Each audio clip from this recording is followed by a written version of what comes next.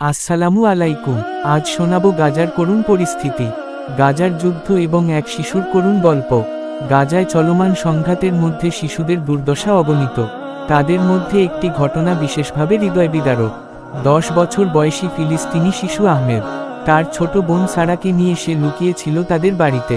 বাইরে গোলাগুলির শব্দ, বোমার বিস্ফোরণ, এসবই তাদের নিত্যদিনের সঙ্গী হয়ে গিয়েছিল। একদিন আচমকা একটি বোমা তাদের বাড়ির খুব কাছে এসে পড়ে। বিকট শব্দে কেঁপে ওঠে পুরো এলাকা। ধুলো আর ধোঁয়ায় চারপাশ অন্ধকার হয়ে যায়। যখন ধোঁয়া কিছুটা হালকা হলো, আহমেদ দেখল তাদের বাড়িটি সম্পূর্ণ ধসে গেছে। সারাকে সে আর খুঁজে পেল না। চারপাশে চিৎকার আর আর্তনাদের মধ্যে সে পাগলের মতো সারাকে খুঁজতে শুরু করল। কিন্তু ধ্বংসস্তূপের মধ্যে তার ছোট্ট বোনটির নিথর দেহ খুঁজে পেল।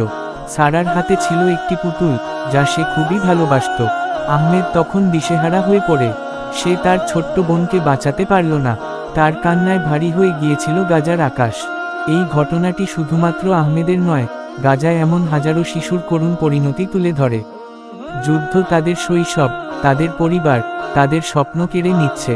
এই ঘটনাটি গাজায় শিশুদের ওপর যুদ্ধের ভয়াবহ প্রভাবের এক করুণ প্রতিচ্ছবি। আমাদের চ্যানেলটি সাবস্ক্রাইব করতে ভুলবেন না।